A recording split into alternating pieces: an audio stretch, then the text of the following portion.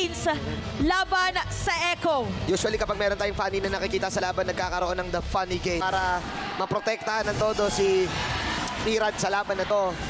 And dito na, ay, wala tayong nagagawa na nanostra natin na magkakalabasan ng assassin.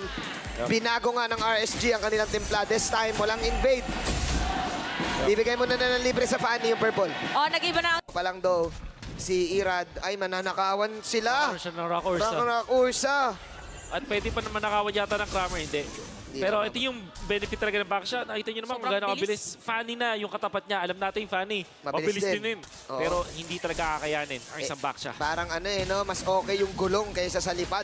Oh no. Oo, cooldown din kasi. Sanford nangangalate ang buhay. That's then. Uy, nice Wala na Petri. sila. Pero pumake si Sanford doon at doon ang skill.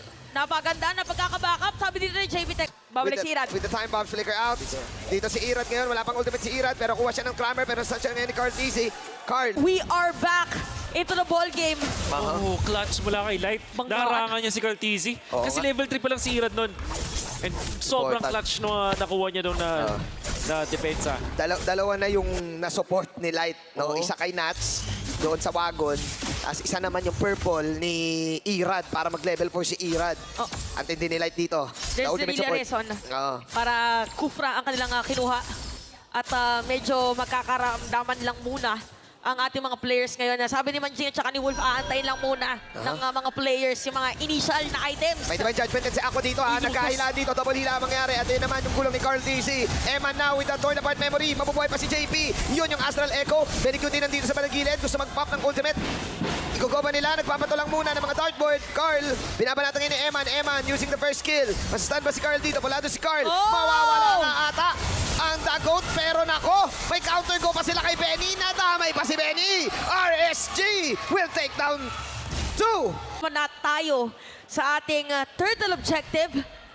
Ang ikalawang pagong para sa ating game at nagkakitaan na nga nilatag sa Astral Echo. Okay, Divine Judgment nila Tigunan. Nilabas na rin ang Dragonic Sanford. Habang makakill si Benny QT, may onting pagbawi doon. Dragon Tail, tatakbo palayo si Irad. Pero free hit naman kasi yung mga poison ni Carl. At magbabak na lang daw ang Echo. Si Sanford ngayon ang naging sacrifice doon para makuha ng Echo yung turtle. Lumamang ang Echo ngayon ng onte sa gold.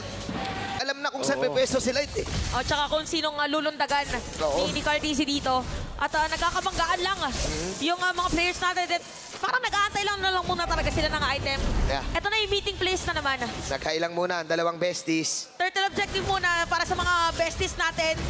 Meet up place 7:15. Ayun oh.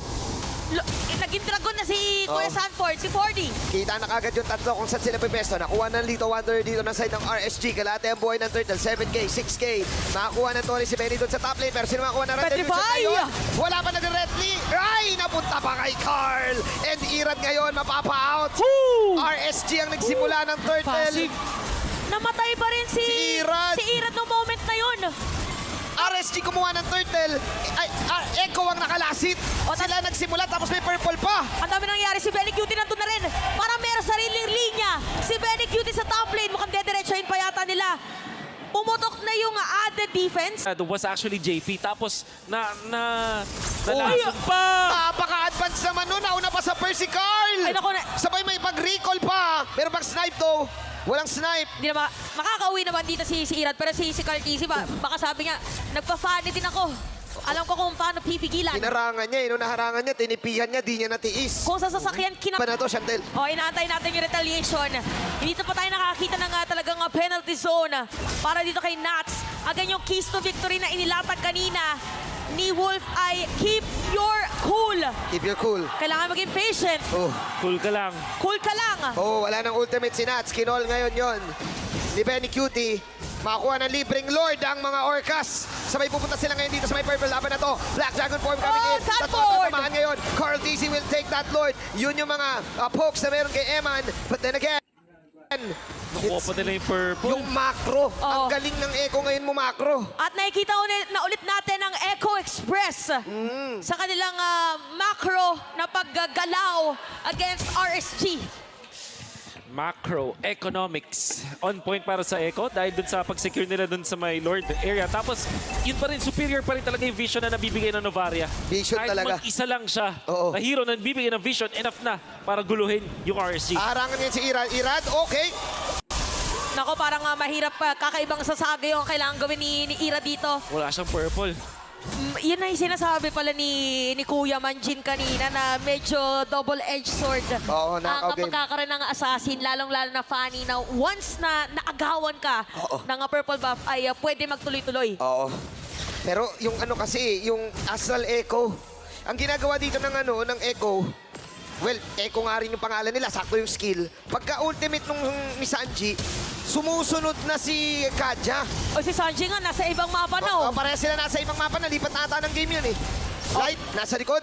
Meron pa- Op! Okay, mahuli ni Light ngayon. Sino to? Si Sanford! Makakapita si Irad ng isa. Pero may hila, may hila. Nice catch mula kay Light dito, pero yung hila nga. Yung true damage siya bumaba na si Benny Cutie. Nandun na rin yung mga kabib. Ooh! Astral Echo na naman. Nandito si Irad. Torn the Benny memory Cutie! mabibitin. Benny Cutie with the flicker. Nilalaban niya na lang to. Ay! Phantom stepping out. May mga shuriken pa. Benny Cutie survives. Para tayo nakakita ng tinikling, saktong-sakto yung flicker. Pati na rin dito kay Irad. Susubok pa si Irad dito, pero nanakawan na naman siya na purple. Another one, medyo mabilis ngayon ang pagkakakuha ng Echo. Pero RSG, makakita tayo sa kanila na kaya pa nilang humabol dito para sa game. Ah. Tignan niyo yung purple buff dito ng Echo. Fortunately, hindi pa rin makakuha ng break itong RSG. Ito na yata yung purple buff. Ito na ata. Ayan na yung Saan? purple buff na inaantay. Ando na si 4 seconds. Okay, Nandun na si Irad. uunahin ni Irad yan? Oo nga, uunahin ni Irad. Kaya pwedeng i-go ng Echo. Ayun, nag-zoom out yung camera para kita yung dalawa. Inuna ni Irad nga talaga. Ayan. Ay, may Ay, purple na si nakuha na Irad. niya. Habay nakuha Ay, din. ay, Alam niyo na ay. wala si Irad doon. Nagpa-immortality nila dito. Hindi ito mamay sa Eman! si Sanji. Nandun si Irad, nabanatan niya. Si Benny, pero siya nabanatan. Patay na rin dito si Emma. Dediretsohin na nga yata nila. Dalawang patay para sa ng RSG. At ang importante na nakuha nila si Eman, yung pinaka-damager. Echo Express happened. 5-5. 5K gold lead. May kasama pang Lord. In just a snap, mukhang mahihirapan kayo ng